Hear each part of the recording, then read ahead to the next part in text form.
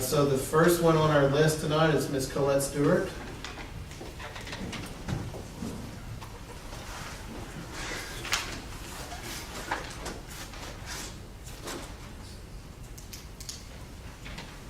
Good evening. My name is Colette Stewart. I'm mother of Brianna, Hannah, and Anthony Stewart at Canyon High School. Brianna, who is the subject of our Level 3 grievance in May, is an upcoming senior who is being recruited as a cross-country and track distance runner by a dozen outstanding academic and running Division I programs.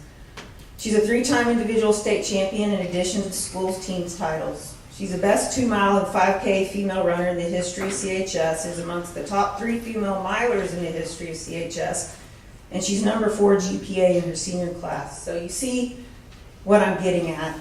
She's the kind of student athlete that puts her school on the map and makes her school district shine. She has accomplished all these things without any genuine support from her coach in spite of his harassment and abuse. Brianna and our entire family are extremely disappointed about the unanimous ruling made on behalf of our Level 3 grievance. Did you even bother to read the details and documentation before you made your decision? Or did you just automatically buy into the omissions and fabrications presented to you by CISD administration on behalf of Ray Baca?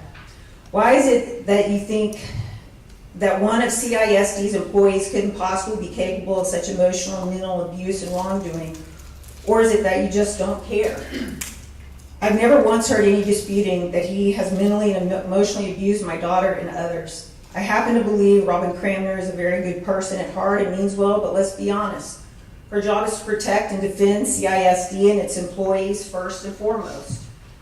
I'm disappointed because through this grievance process, I found that there is no process for justice and fairness for CISD students. Defeat is inevitable because of the lack of fairness and objectivity due to rampant conflicts of interest within the system, particularly amongst staff, board members, and administration, and in this particular case, the intrusion and heavy meddling of Baca's wife to protect her husband's and her own interests within CISD.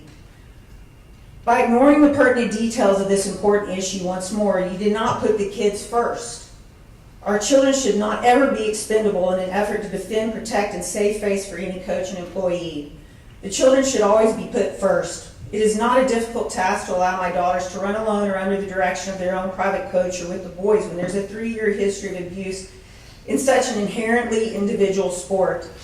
When the written recommendation by my daughter's professional licensed counselor, who has spent months and hours with her on this very issue, is ignored and dismissed by our leaders of CISD, then there's a real problem.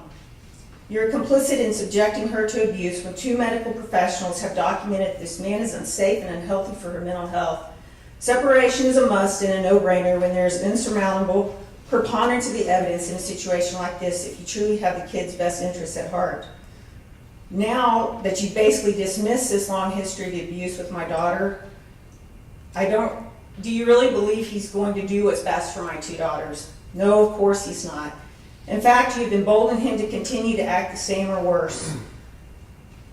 I know for a fact from multiple reliable sources that when he left his previous job with Hereford ISD, he left them on bad terms with his superiors and was pushed out of HISD. It has been made known to me from a source that I will not mention that he was hired into CISD from one of the administrators at the time as a favor to someone in Hereford. He certainly doesn't have the flawless and stellar record of getting along with others and taking care of all of his athletes.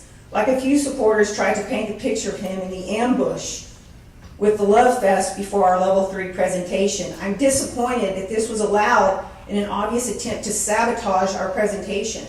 This was never indicated as normal Level 3 protocol, and I know it was not allowed a part of the Level 3 I witnessed months prior to our own.